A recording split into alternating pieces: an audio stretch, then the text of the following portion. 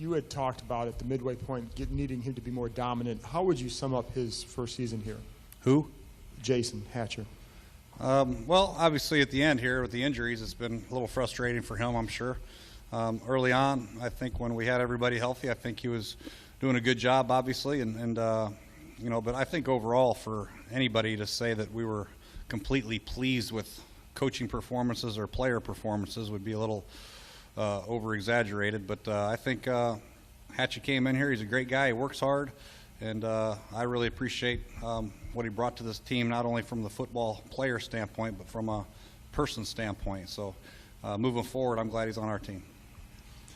Last few weeks you've been talking about, watching, making sure the guys are, giving a full effort, paying attention, things like that. Have you been pretty satisfied with the level of effort? Have you seen? And there have been some guys. I have. Maybe the injuries they've hurt us a little bit as far as that regard, as far as participation in practice, obviously. But for the most part, guys have come in here and they've practiced hard and they're paying attention to meetings and they're working hard. They know it's a great opportunity, especially these young guys, man. They know what a great opportunity it is.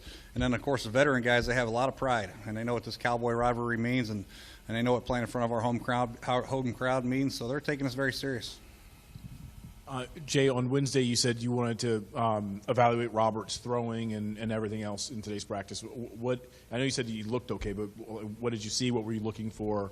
The big thing is we want to make sure he didn't have a lot of pain when he threw, and he didn't today. So that's the big thing. And he looked good today. He made all the throws today, and so I think everything's full systems go with him. And we'll get a gauge for him tomorrow morning, see how he feels after throwing today, and go from there. But we feel very confident he'll be okay. You got in a situation like that, do you want to cut down on his throws any at practice or pregame just to kind of make sure you're not putting too much strain on it? Well, yeah, we didn't really go crazy today throwing 400 balls. I think it was a good amount for him to throw it and just see where he's at. Make sure he had a couple deep balls thrown today and make sure he was able to get it out quick and throw some good velocity type throws. He made all the types of throws that we need. We didn't kill him, and if he felt any soreness, we were going to pull him. But he was able to go through the whole period today and do the 2-minute drill at the end, so he looked good. When you were talking about motivation, what has been your message? What have you talked about with these guys? I know earlier in the week you said you talked about beating the Cowboys and things like that, but can you just kind of talk about your message and what some of the other guys, when they're talking to their teammates, what they've stressed? Well, the message is simple right now. We want to build off a great victory against Philadelphia. You know what I mean? We want to try to put 2 games back-to-back together, which we haven't done this year. So very important for us to finish this season strong and finish it out the way we want to, not the way the Cowboys want. They have a lot to play for, obviously, after this week, but we don't. So it's very important for us to finish this game and play like we think we can play. Let these young guys play and let these veteran guys finish strong and show what we're all about. Jay, are there any players that have surprised you as far as you thought they were good football players, but you think they may have the potential to be great going forward? Any players that have surprised me in that regard?